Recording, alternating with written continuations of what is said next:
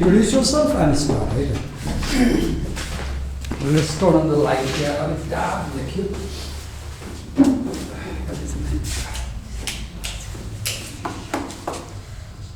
Ready, sir? You can go ahead. Ready, sir. Good morning, everyone, and good morning, sir. Me, myself, Saru, presenting over Can Subaltern speak, along with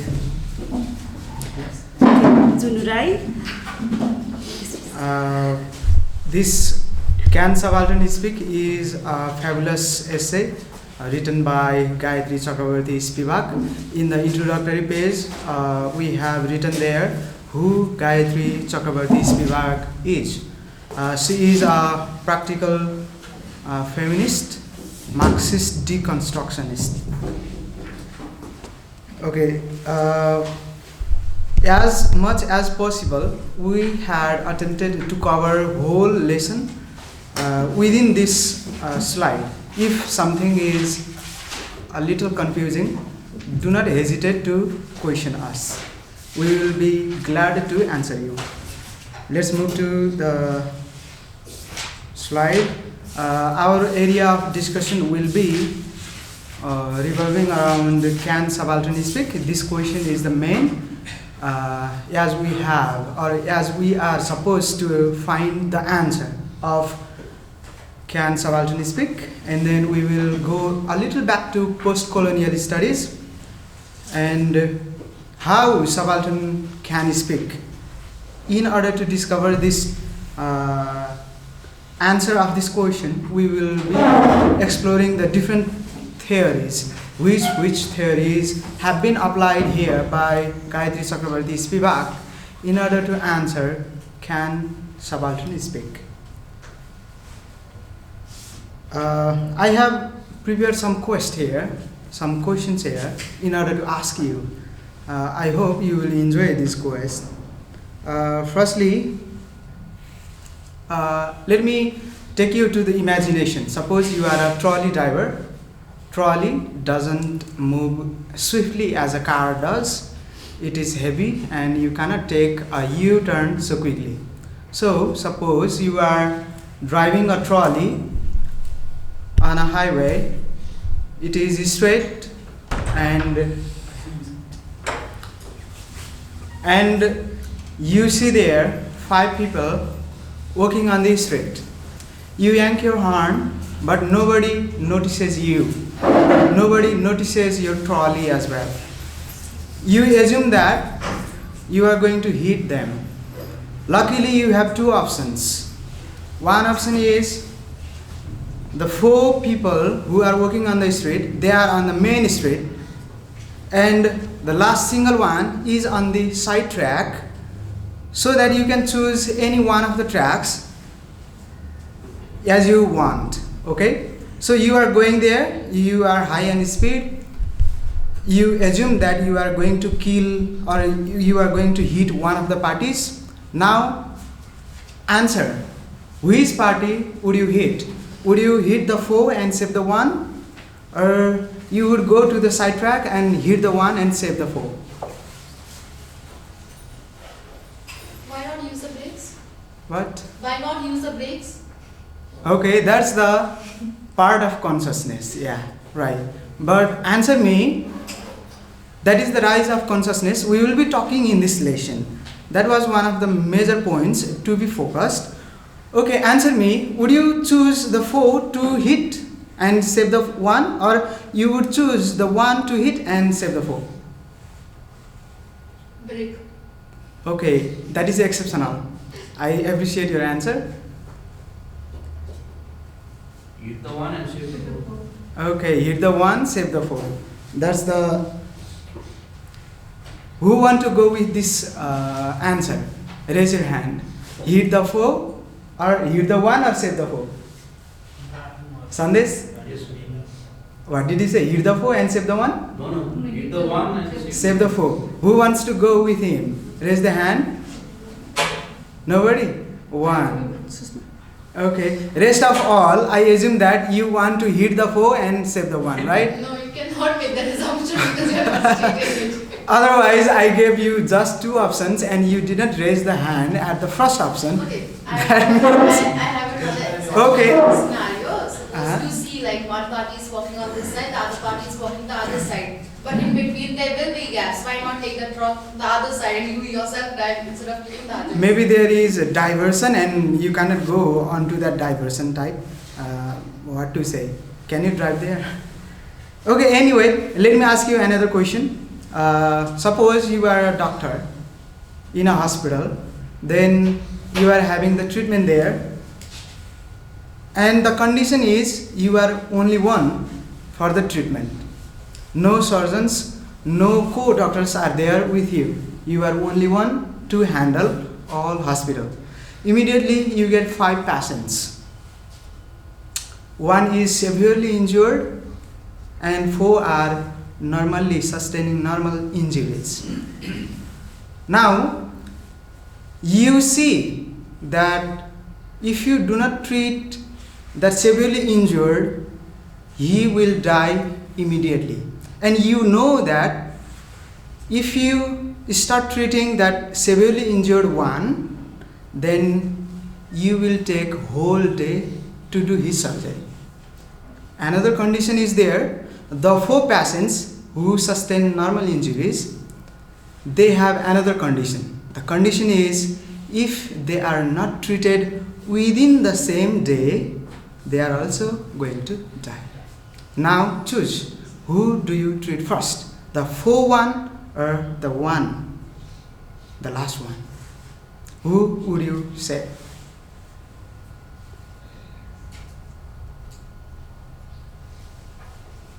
Would you go with 4? 4 normally injured, letting the last one die, or the severely injured one, delaying the 4 to the death? Would you treat the severely injured and let the 4 to die, or you would treat the 4 and let the severely injured die? Who would you choose? What? If I was a doctor, I would treat 4 and 1. Okay, you would let 1 go. Anyone just going with Sandesh? I think I would take chances and treat the severely injured Uh-huh. and try and do my best and Okay. try and finish within time so that I could also attend the 4 patients. Okay. Most of you are in dilemma. Whom to choose, here or there? The same thing happens for the subaltern. They are in dilemma. They cannot choose. That is intellectuals' appropriation, okay? Not my appropriation. As intellectuals say, most of the subaltern are like pendulum. Okay, next question. Again, you are the doctor of another hospital. Do not just forget about those 5 patients, injured patients. Now, the next question for you is, you are again a doctor and you get again 5 patients. Firstly, 4 patients.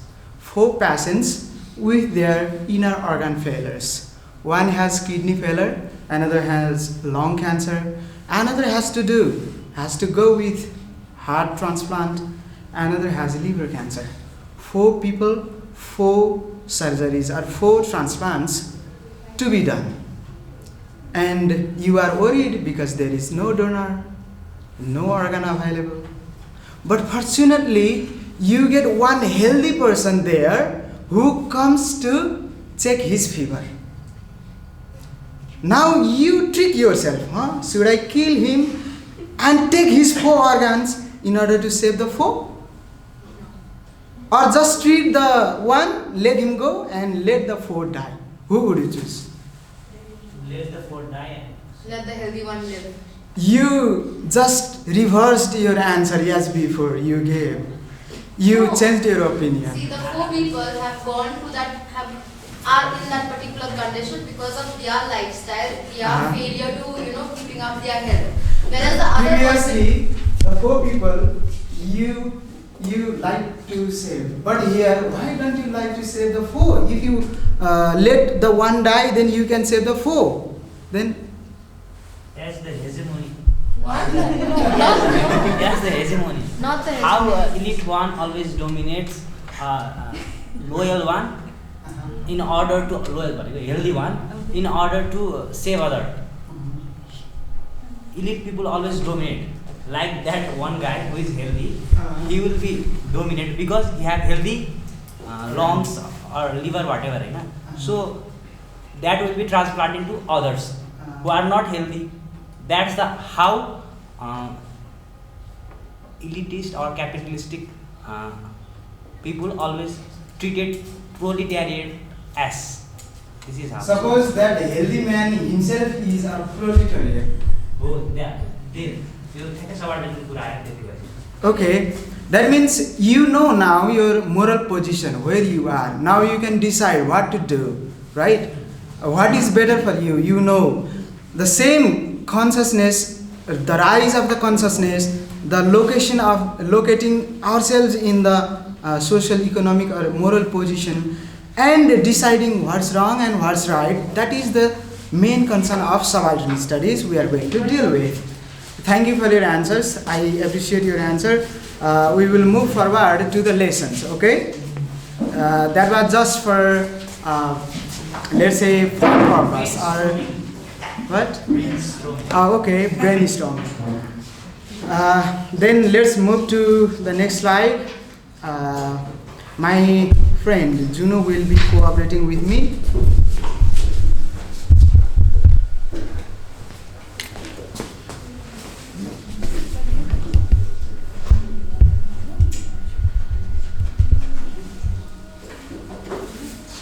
Sorry for the delay, the slide is not moving.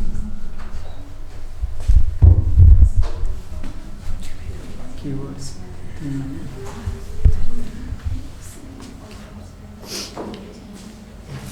Okay, here are the keywords and we are revolving around on this keyword. First, subaltern. Okay, in terms of subaltern, we will read that who are subaltern, either they speak or not. Okay, and the chain of signifier. We will see the subaltern chain of signifier. Another one, imperialism and colonialisms. We will move flashback of this word also.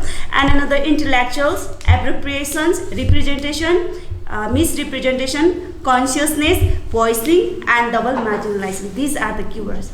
Okay, we will move.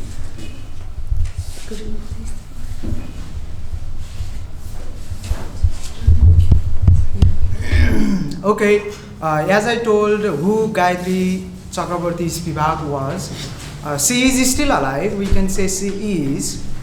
So she applies different theories in her subaltern studies. So the first one is Marxist capitalism. We will explore how she applies Marxist capitalism within her study. Another theory she applies is Derridian deconstruction. Another one is Newanian othering, self versus other, the binary opposition. We will see. And as she told during that keywords, then chain of signifiers, we will be discussing. She is, what to say, orthodoxical feminist. So she uses feminism as her strong weapon in her writing. Another one is subaltern study. It itself as a theory here comes. So we will discuss about that. A difference and differa based on Derrida's theory. Okay.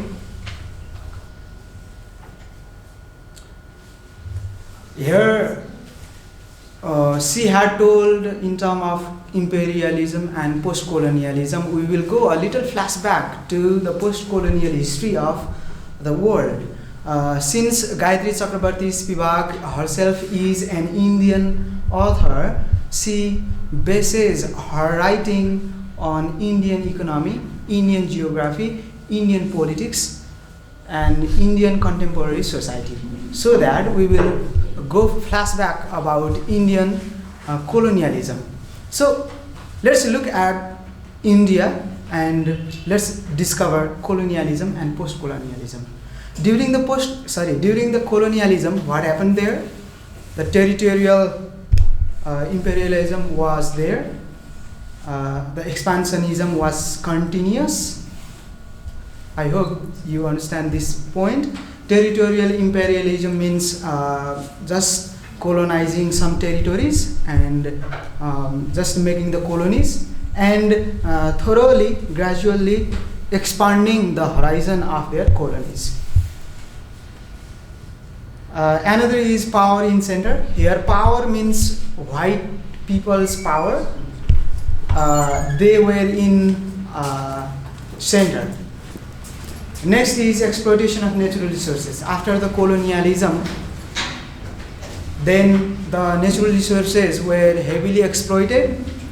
Another one is modified laws and control governance. After exploiting the natural resources, they got most of their rights, most of their controls over the territories, and slowly they control the people as well. Now how they can control the people? That is based on job. Now if I am a colonizer, then I go to some let's say one society, I colonize there, I established my colony, I established my industry, I industrialized that place, and I hire the local people there. Now the local people are under my control. So in this way, the colonizers modified the pre-existing laws and governance. Another one is exploitation of human resources. After controlling the human resources there, the exploitation began. As Karl Marx says in the Capital Market, the exploitation of human resource takes place there. Then we can find much more about colonialism in Edward Said's Orientalism and Culture and Imperialism. These two books, these two essays talk more about the colonialism. We had already read Orientalism. Let's not describe it anymore. Let's move to another point. Colonial subjectivity in art and literature. Now, since we are the students of art and literature, we have to be concerned over these two terms.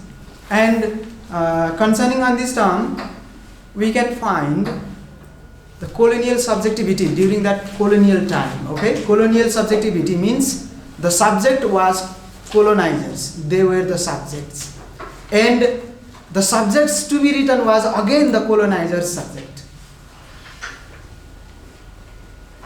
Then Eurocentric literary production, as colonial subjectivity was heavy there, then Eurocentric literary production took place. Another one is othering in representation. This othering we will be talking briefly in the next slide. Let's move to another. As I told, we will discuss about othering. Here, Noenian othering, I had told earlier, self versus other, the binary opposition. As Edward Said in his Orientalism says about who are the Orients and who are the Occident. So we have prepared this slide, and I hope you will understand this. On the right hand side, you can see the self who looks elite in its picture, right? That woman looks in fit and fine clothing. Maybe she belongs to that particular community, bourgeois community. And on the other side, there is a working class woman. Self versus other. Women, please don't consider it negative, because I just used those women pictures. I could do with male pictures, but why only males? So I brought females pictures. So self, let's look at the self. Self versus other. Now simply think other as the subaltern people. Okay? Others are subaltern and self are the Occident, Western people. They are the intellectuals. Let's see who are they. In the self there is Occident, and in the other there is Orient. Eastern people are always negatively represented, or let's say misrepresented by Western intellectuals. So that is the difference between self and other.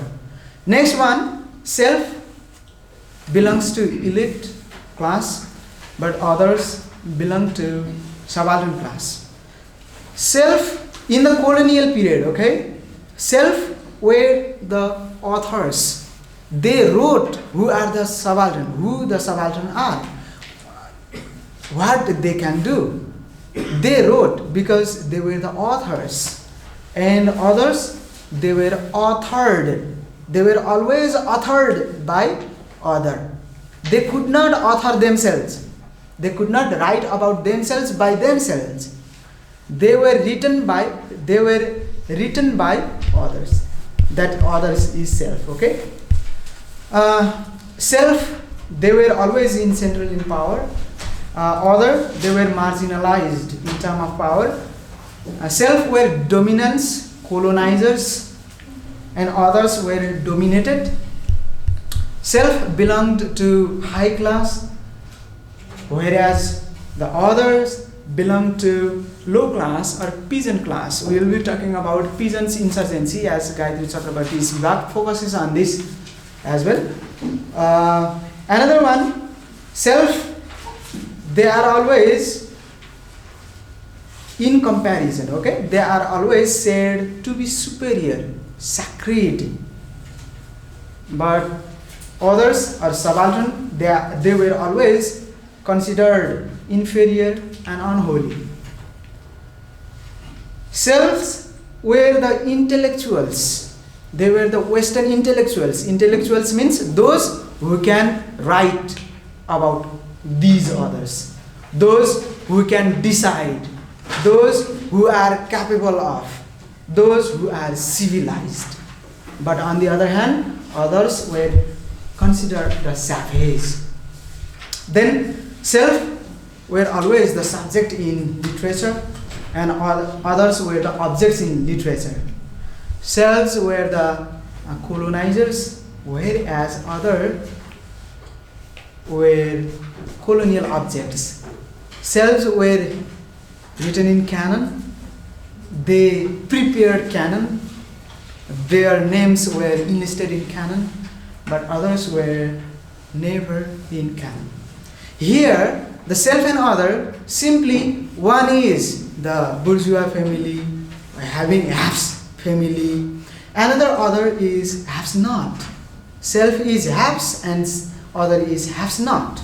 But here is again another, you can say controversy, or you can say a little confusion here.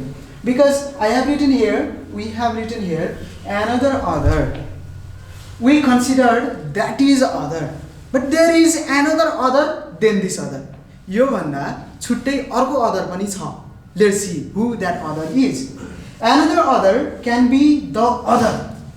That the other is the self. Okay, this self is the other. For this self, let's say if we are writing from the other's perspective, subaltern's perspective, we are the self. Okay, subalterns are the self, but they are written by or spoken by this other, so that this is again another, the other. Understood? Okay, then let's move to another slide. My friend, okay, we have questions and we have answers as well. Okay, I want to ask you a question. Who are subaltern? Subaltern are the voiceless from the margin. They are often taken as the inferior or minority group of people. Can they speak? No also, yes also. We will explain how no, how yes. If yes, how? If not, who is speaking for them? The self is speaking for them. The self from the subaltern studies group. I said subaltern studies group. Subaltern studies group and subaltern community, they are different, okay? I said subaltern studies group. In this group, there are the intellectuals who always would glorify the elitist prospects and who are not from the subaltern society. That means these self who did not belong to that particular subaltern society, they spoke for subaltern. But there is always a risk of misrepresentation. When the self is speaking about the other, there is a risk, there is a fear of having a misrepresentation. Post-colonialists turn the subaltern into a single entity, the universality. Here is a problem with this term, universality. Okay, we will discuss who or how the term universality is problematic later on. Let's move to the next slide. Okay. Can a voiceless speak? Application of Marxist capitalism. Since they are voiceless and unheard, they need someone to speak for them.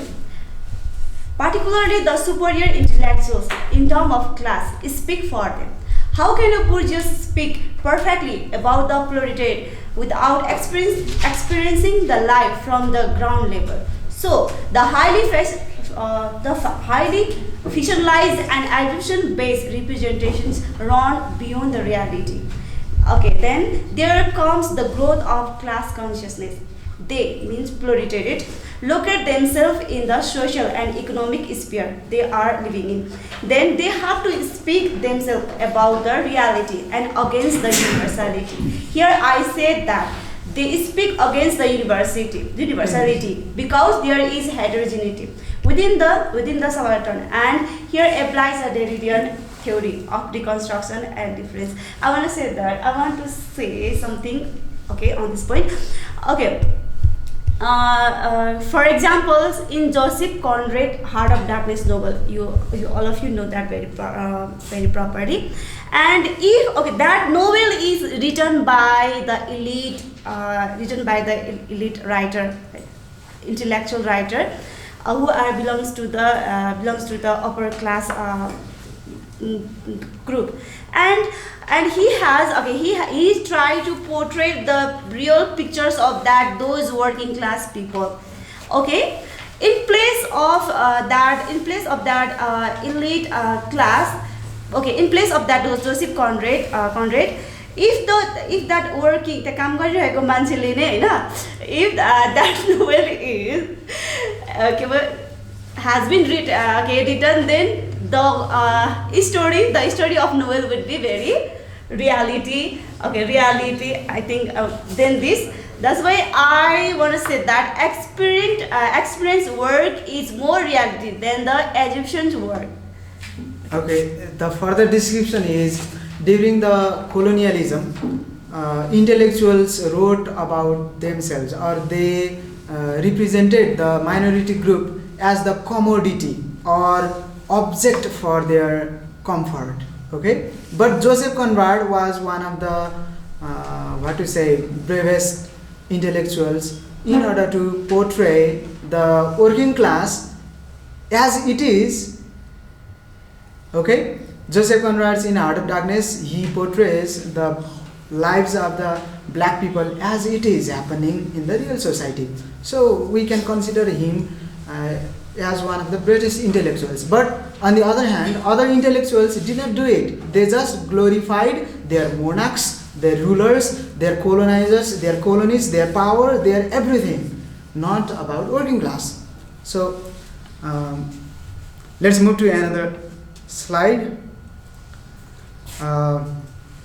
The picture is of Derrida, and we are going to talk about Derridian deconstruction. Okay, she will read the points and I will describe. Okay. Derridian deconstructions. Derrida talks about the 3 Ds: that are dysentery, destructures, and de-establish. Point 1. Decentralization of colonialists from the power. Do you please explain? Okay, she just recently introduced 3 Ds. The first one, decenter. The first decenter stands for the decentralization of colonialists from the power. They were always the subject of power. They were always in the center of power. So the deconstruction here, Gayatri Chakrabarti Spivak, as a deconstructionist, she says that this trend of power dynamics should be deconstructed. Okay, the power dynamics must be deconstructed in order to bring those minority people as well in the power, as in the center, let's say. So decentralization means this. Okay, 2 number. Restructuring the subaltern perspective. Here we had already discussed about how the Western people describe Eastern people from their own perspective. Okay, that perspective. She also said that if Heart of Darkness was not written by Joseph Conrad and was written by one of the black person, how would the novel look like? How would it taste like? Isn't it? So there would be some difference. So that perspective should be restructured. Okay, 3 number. Replacing the Eurocentric canon with subaltern voice. Let's not say replacing totally, but adding subaltern voices in the Eurocentric canon. There were canons of European writers, intellectuals. Why not the voices of subaltern in the canon? That was the main concern. Next.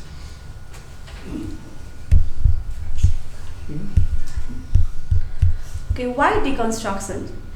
Point 1. Because the speakers on behalf of the voiceless are the Eurocentric intellectuals. Okay, here, why does Gayatri Chakrabarti Spivak talks about deconstruction of these intellectuals' hegemony? Why do we need deconstruction? We need deconstruction because those intellectuals who are speaking for subaltern people, minority voiceless people, they are Eurocentric intellectuals, not exactly the minority people. So the deconstruction is needed because we already said there is a risk of misrepresentation, right? They make the colonial appropriation. They interpret the subaltern according to their comfort of wordplay and state of mind. Okay, here the line means to say that colonial intellectuals, or let's say Eurocentric intellectuals, Western intellectuals, I already said, those who are able to write, those who are able to speak, those who are capable of doing and deciding. Eurocentric intellectuals, they always made appropriation. As we had already the term appropriation in our keyword, let's talk about appropriation. What appropriation is? Appropriation, for me, I'm a boy, and suppose I have to describe about the menstruation period of a female. Now, I might have heard something else, and I might have made my own perception about menstruation.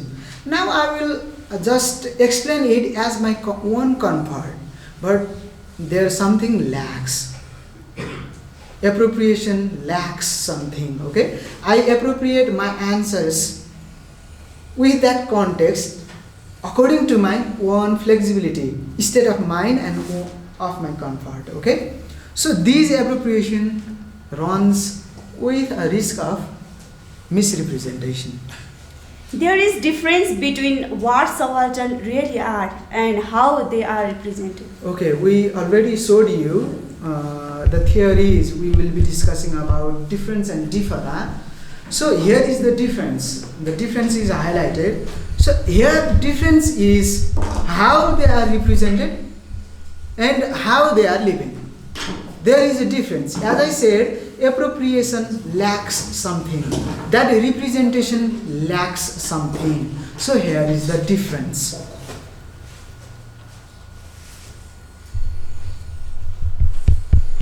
Okay.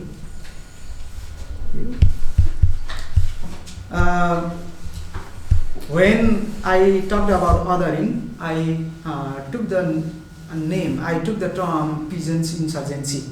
So you all know about peasants insurgency in India, right? No, sir. No? Okay.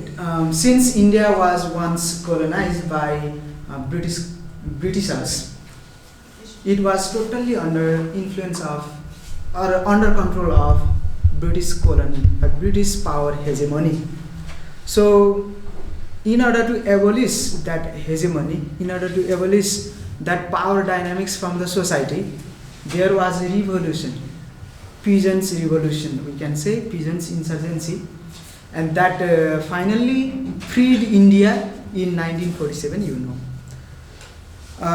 The continuous insurgency by Indian indigenous people forced the colonizers to kneel down. Then the post-colonialist writings came into sight. After the peasants' insurgency, then it took a turn to post-colonial phase. Okay, so Spivak argues that the working class elites would write about the subaltern. Now, during the post-colonialism, who would write about subaltern? Working class elites themselves, but they are elites. They somehow represented the shadowed people, but there is a flaw in the representation. It is escapism. Sorry for the blurriness that picture caused. Okay. Then I told about escapism. The escapism means the authors showed loyalty towards the rulers or monarchs, previous monarchs. That is how the hegemony continued. But still, they could not write fully about subaltern people.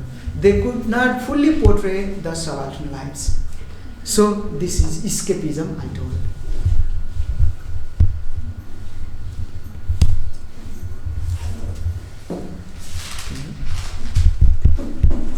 Okay. As we had already told, the Marxist capitalism as a theory that Spivak applies, since she is a Marxist feminist, she uses this capitalism class intervals or class rank most frequently. Here she writes the imperialism of human labor.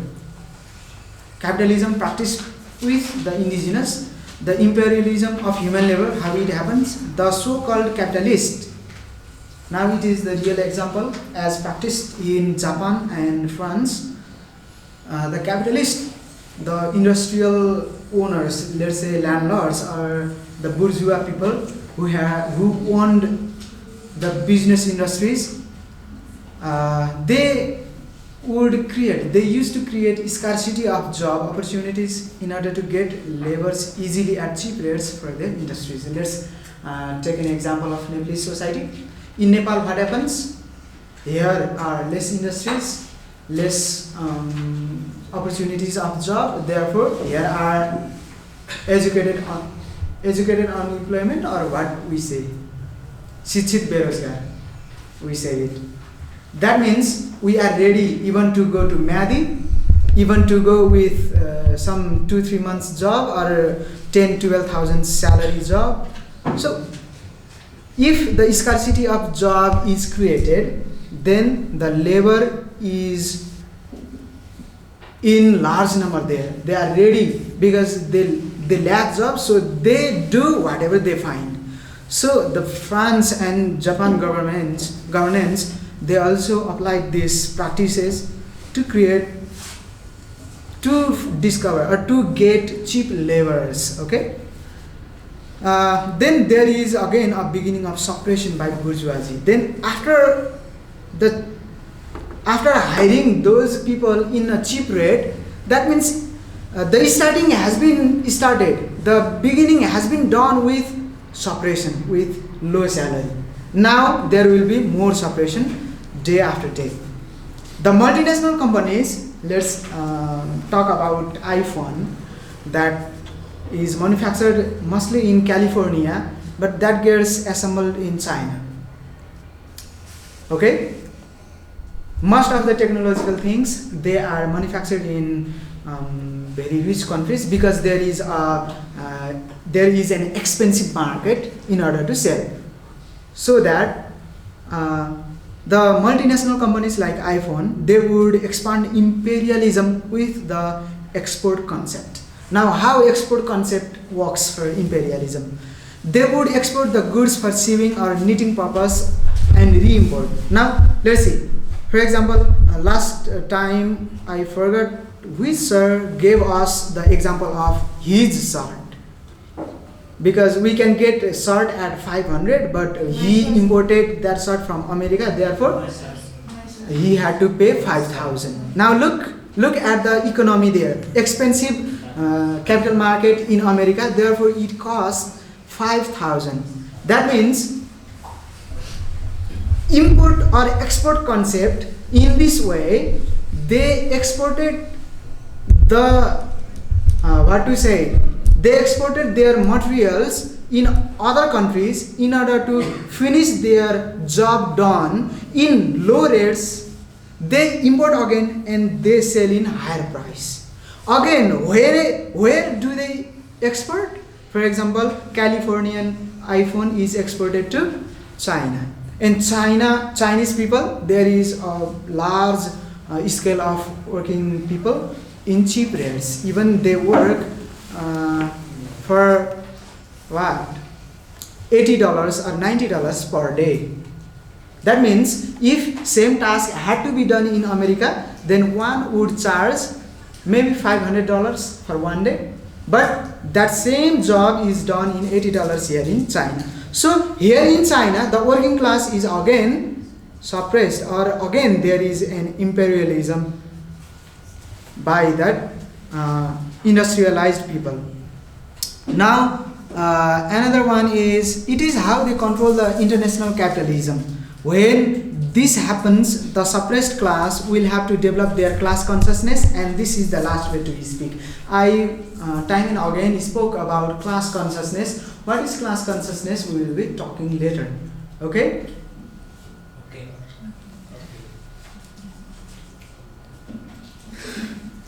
Okay, last point of this slide. Here the Marxist notion of classless society functions just as a utopian term, because the practices of our society always created a rank of people's status. Gayatri Chakrabarty's Vivek talks about classless society of Marx, but many critics say that classless society is just a daydream. Okay, nobody can possess or nobody can acquire this classless society in his or her nation.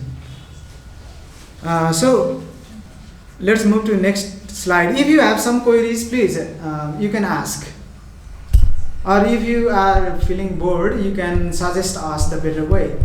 No, it is. Go ahead, sir. Go ahead. Okay, I had already told what is class consciousness. Let's discuss about class consciousness. Firstly, during the colonial period, okay, in order to grow the circulation and production of industrial capital goods, the transportation, okay, during the colonial period. I said during colonial period. Sorry for. Sorry. I'm sorry for that pain. Okay. During the colonial period, the capitalists, what did they do?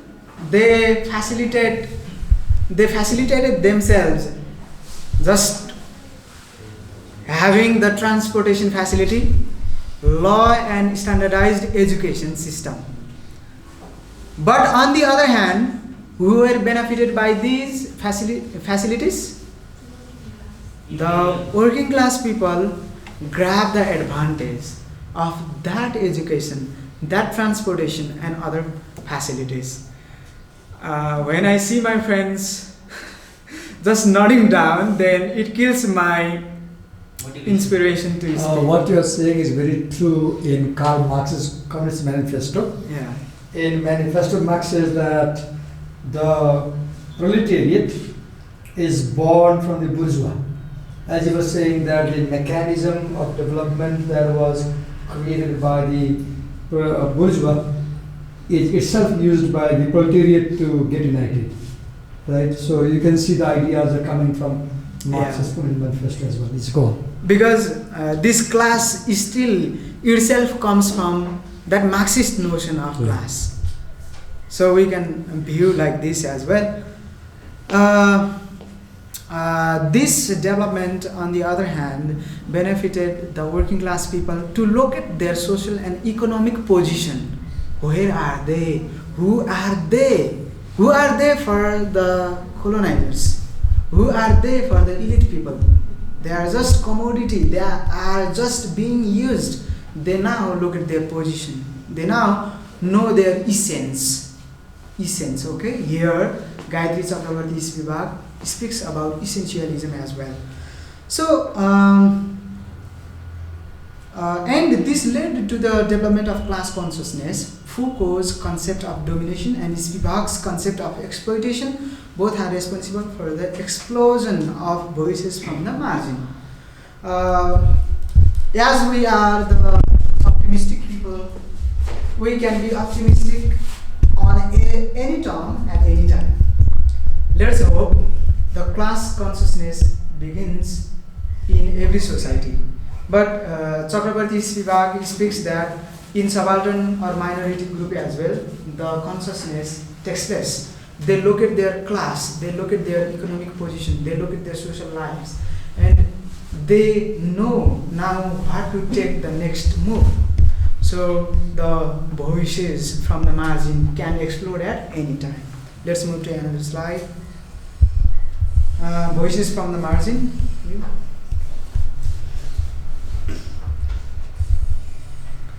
Okay, voices from the margin. Everything is done now. Imperialism was already done. Exploitation of human and natural resources were already done. Domination, suppression, they were already. Representation was also done by Western Europeans or Western intellectuals. And within that representation, there was a risk of misrepresentation. And after the misrepresentation, the minority group of people, they located their position and they developed their class consciousness, and finally they attempt to speak oneself about oneself.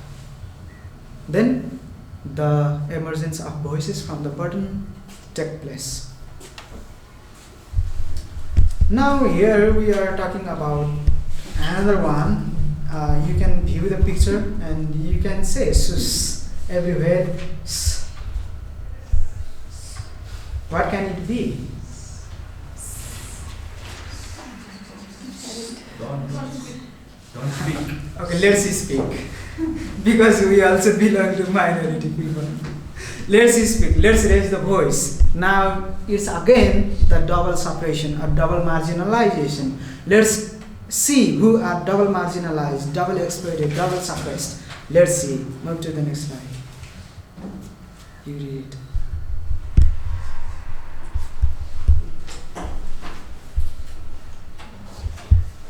Sorry for a lengthy presentation because It's all right. It's good. it's going to be finished. Few pages remaining. It's good. Nice, wait. Take your time. Hidden voices, double marginalization. Though the voice from margin came into sight, there is always hidden voice of women. Okay, as she said, the voices from the margin came into sight. Okay, because when the proletariat, subaltern people developed their class consciousness, then automatically there came the voices from the margin. But there was in the past, during the colonial time, in the colonizer society as well, in the bourgeois society as well, because even the capitalist, very rich, elite family also had the suppressed or hidden voices. There was, therefore, and still there is always hidden voice of women. Let's move. Spivak speak about the femininity inside the subaltern sphere, where there is double marginalization of women. 1. by being a subaltern and another by being women. Now, okay, there here two reasons are there for the responsible for the double marginalization.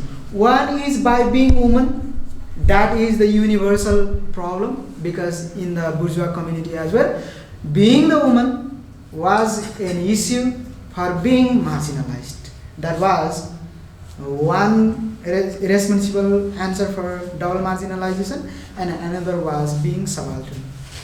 There is a role of patriarchal social relationship to shrink women in the structure of double exploitation. As we in our community as well, our patriarchal practices, our patriarchal rules and regulations, they are also responsible for shrinking women within limited margin. Okay, that's why we say it marginalization. Spiva introduced the sati pratha as the key silence of women, and Britisher says white people say brown women from brown men. When they abolished this pratha from India. Since I said already, Gayatri Chakrabarti was from India, she talks about sati pratha. Now, what might it mean that white people saved brown women from brown men? What can be its meaning? Can you make any assumption? Could you repeat? White people saved brown women from brown men. This line? White people saved brown women from brown men. White people saved brown women from brown men. त्यो सती प्रथा उनीहरूले अन्त्य गरे नि त त्यो बेलामा त्यही बेलाको प्रसङ्ग हो हैन Okay. Yes. So white men Stop the sati pratha. Yes. by doing Therefore, white men saved yes. Okay, thank you for your answer. The same meaning is same. Usually the patriarchal hegemony, we can say, as we discussed, patriarchal structure kept or shrinked women into that margin. So one of the shrinking structure was sati pratha, that was prominent in Nepal as well. So we can see that if a wife dies, then husband doesn't go sati or sata, anything. But when a husband dies, his wife must go sati. Then that patriarchal structure was shrinking women into the margin, to be into the margin. As I listen to you, Dev, I want to say something here. Okay. So you are presenting like the male is causing suffering, right? I'll talk about myself a few seconds only. Okay, sir. For the last 25 or 26 years, I have rarely eaten food at home in the morning. Why? Because I have a second job in the morning. Why? To provide my family.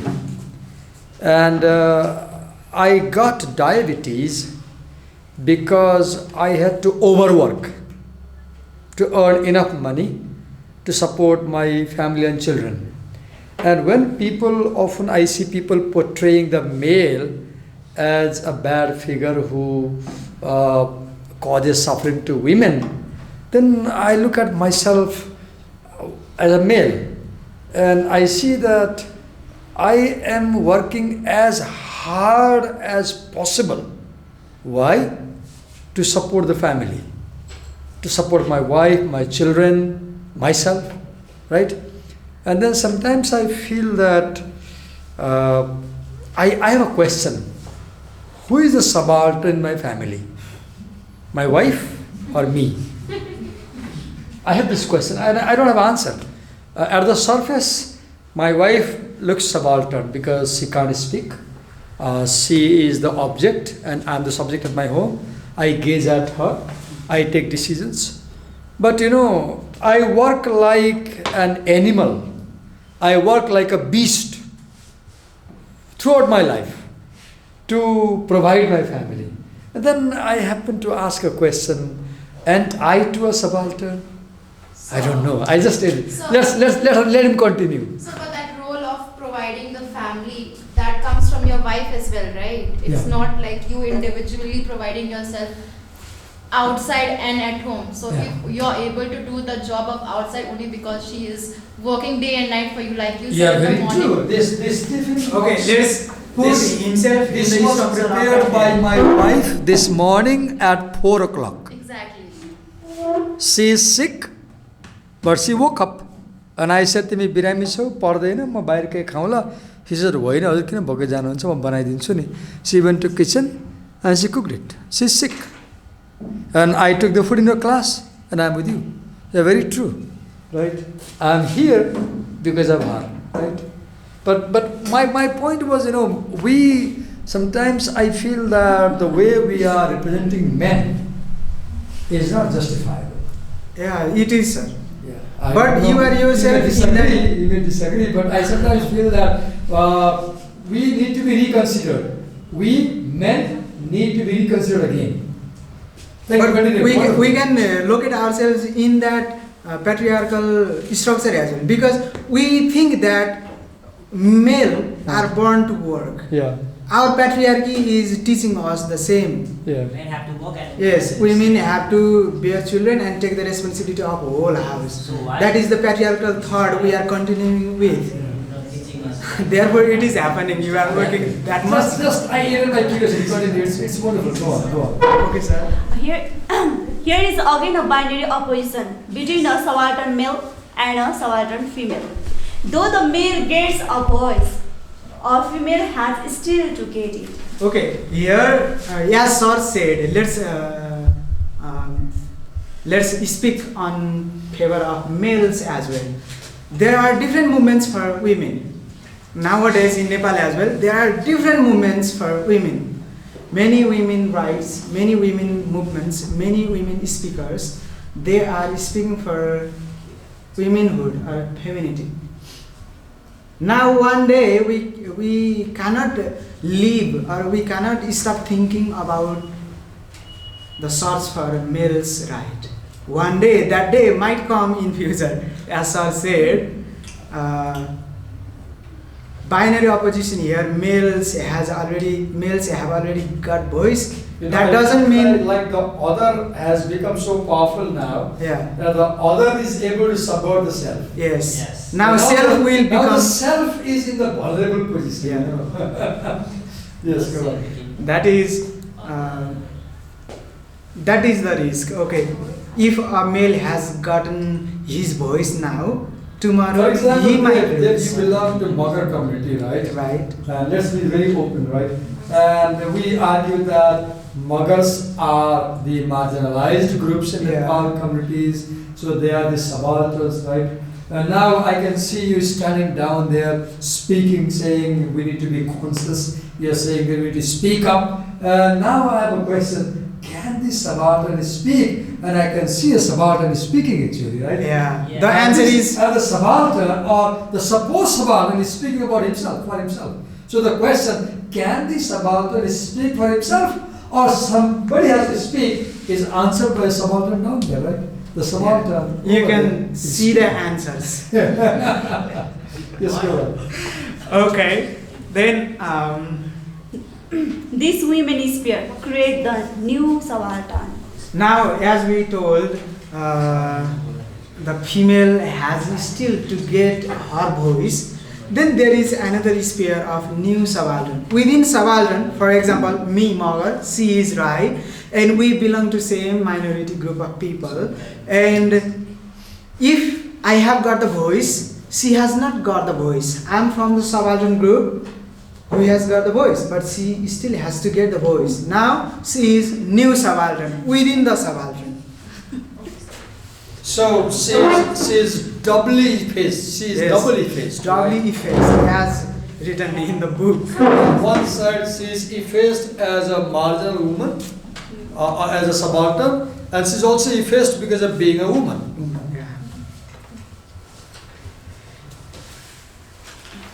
Okay, the 1960s and 70s are reputed for the birth of different countercultural movements. among which the feminist movement stands strong and effective. We know the 1970s feminist movement, and in those movements, what female critics or other male critics as well argued. The female critics argued about the women, okay? In the past time, there were many writers, who even could not introduce themselves as a female. George Eliot, you know. Even Bronte sisters. Taking a boy's name and publishing her book. So, What was her name? I forgot her original name. George Eliot's name was Mary D. Evans. Marian Evans. Marian Evans. Yes, sir. Okay, then. What's the novel by her? The Floss. The Mill on the Floss, or Yeah. The very famous novel, The Mill on the Floss, I guess. Okay. The critics argued that women who must express their womanhood, no matter either inside the umbrella term subaltern or even in the bourgeois, familial and social sphere. I think we didn't discuss about the umbrella term, right? Yes. Did we? Okay, let's go to umbrella term and let's get back into the 18th page, okay? We talk this. Umbrella term is here. Within this umbrella term, we can find subaltern being suppressed according to their race, gender, class. They are under repression, they are under marginalization, they are voiceless, they slowly develop their consciousness and they revolt. That was the umbrella term. I think we skipped. Let's move to the 18th page now. Do this. Mine is which one? No, 30 page. But don't panic. No, go ahead, Dev. We are with you. I enjoy. Yeah. My habit is having a long sustained classes, so I Oh, sorry. yeah. त्यो धेरै भयो है मलाई चाहिँ त्यो कुनै पनि कुरा एकदमै बारीक रौँ केलाएर घन्टौँ हेर्न मन लाग्छ कि त्यो जिस्ट भनेर मलाई मन पर्यो त्यो यति भन्नु चाहिँ मलाई त्यो चिरी गरेर Francis बेकनले some Okay. books are to be chewed and swallowed भन्छ नि त्यसले We were talking about the revelation of hidden voices. For the double marginalized women voices, we have the revelation process as well. The female critics argued to express womanhood, no matter either inside the umbrella term subaltern or even in the bourgeois, familial and social sphere. I said George Eliot, she belonged to bourgeois family or perhaps family, but still she was unvoiced, unheard, unlistened, let's say.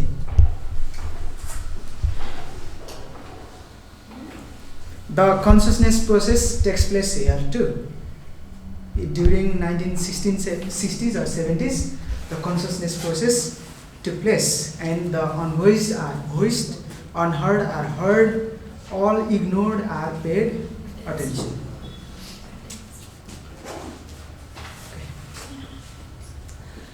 Let's go to further exemplification. That will be the last exemplifying for this chapter, and we will look at some other examples. Here I have written about the Thapathali slum area settlers. Settlers of the slum area of Thapathali can be viewed as the subaltern people who are from the margin and yet voiceless. In recent news we saw them speaking and just fighting with the municipal workers, but still they are voiceless. We heard them, but we did not address them, did we? No. Did the government address their problems? No. They are still voiceless. They have been used as a vote bank and a troop to march in a movement in different political propaganda. They were used. One could write a paper on this, based on this, using the sukumbasis. They can be very practical paper. Okay, let me continue. They were used as a vote bank, just a vote bank, and nothing needed there. No infrastructural development was needed there. No huge developments, no schools, no universities were needed there. Just they needed money for temporal needs and votes for the politicians. So the marching group included the subaltern people from that slum area. Therefore, they have been always described by those superior power. Now, how people describe the slum people? Are the slum people writing news by themselves? No, we the people who are a little powerful than them, we are writing them, we are appropriating them, we are representing them, we are speaking for them. Okay.